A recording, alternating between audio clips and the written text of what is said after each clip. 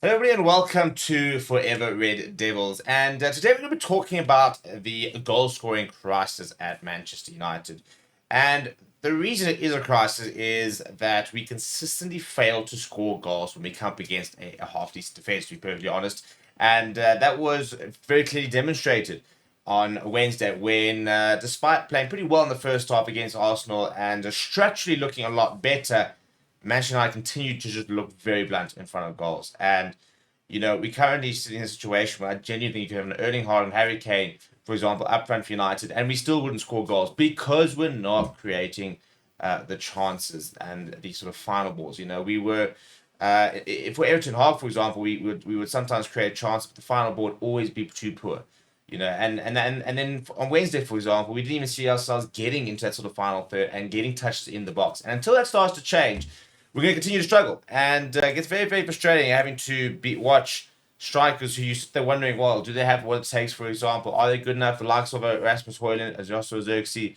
And to be honest, I don't think we'd actually know until we start seeing them get decent service. And Rio Ferdinand spoke on his podcast as well that United have a massive, massive goal scoring problem.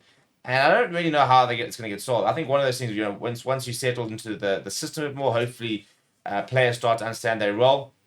But my frustration is on Wednesday, for example, how often do we manage to get into the final third, and then there was that sort of hesitation about getting that final ball in.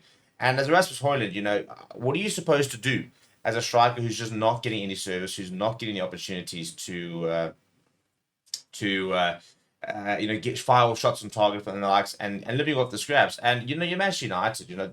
Living off the scraps, getting 1 to 2 chances a game is something you expect from a Burnley from 4 or 5 years ago, for example. A relegation kind of team. Those sort of strikers who really live off the scraps, and their main focus is to basically work hard. Try and lead the press, hold the ball up, and try and sort of relieve pressure. We're not that team.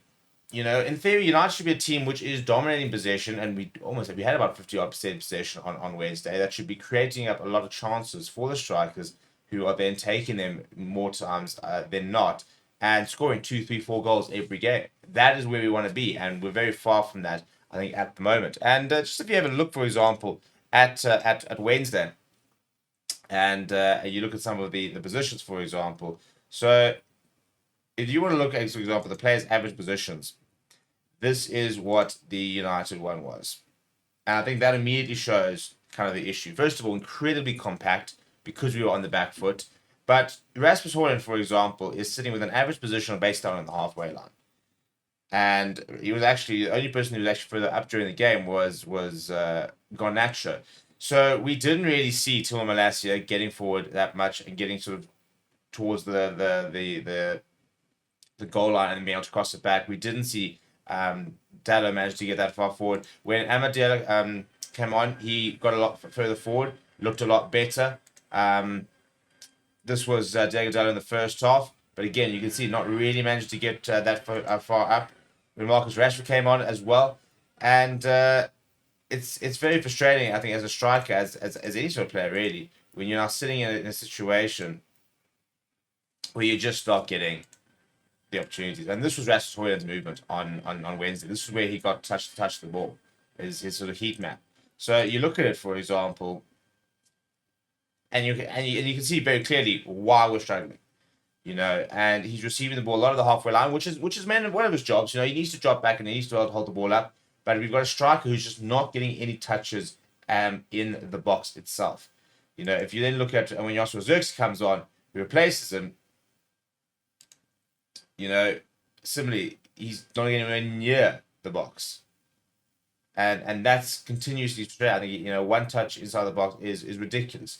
So it's a problem. And I think, you look at Rasmus Højlund, this is his heat map throughout the season, for example, and just not getting enough opportunities in the box, I think, is a main issue. Now, Joshua Zirkzee looks a little bit different because he drops a bit further back and he's had a lot more touches inside the box. This, I think, has obviously been quite skewed by the fact that Everton game got far more opportunities, which was much better. The question is, though, now, as United, how do we start to get that in games against top teams? We've got Manchester City next week. We've got to be able to make sure that we are getting more touches in the box, we are getting more opportunities, and we are creating more in sort of the final third. Because you look at that Arsenal game, and we just didn't create the chances. To be perfectly honest, you want to go look at some of the stats, for example, the stats over here. 0 big chances created. We had an expected goal of 0.22, despite having 50% of the possession. And 12 free kicks and the likes. You look at Arsenal's shots. Look how many is coming inside the box. United, 3. Of the 5 shots we created, 3. This was the Delo one, which had to go in. It really had to go in. Really frustrating. I didn't think if that had gone, it could have been a different game. But you compare this to Arsenal, and you look at what's happening there. Only 1 shot outside the outside of the box. United, 3 inside, 2 outside. Almost 50% coming outside the box. So it's a massive problem that has to change. And the problem is, the reason we've got to look at an Arsenal is because Arsenal are a top side. You look at an Everton, for example, and you think, right, well, that's 4 goals, for example. But Everton's a relegation candidate. And I think the biggest issue is United continue to score goals against the weaker teams. But as soon as you start playing against teams with a half-decent defence, we then continue to struggle. And until we start seeing consistently us getting more and more opportunities in the box against top teams, I don't think we're ever going to be able to understand how good a Rasmus Højlund might be. Whether Josip Zirkzee can become a genuine goal scorer. So, yeah, what do you think? Let me know down in the comments below. We're going to look sort of a bit of a deep dive into this next week, into kind of the system of Amarin and how this might change. But let me know what you think down in the comments below. Smash the like on the video. Subscribe to the channel as well. Thank you very much for watching. My name is Steve. I'll chat to you soon.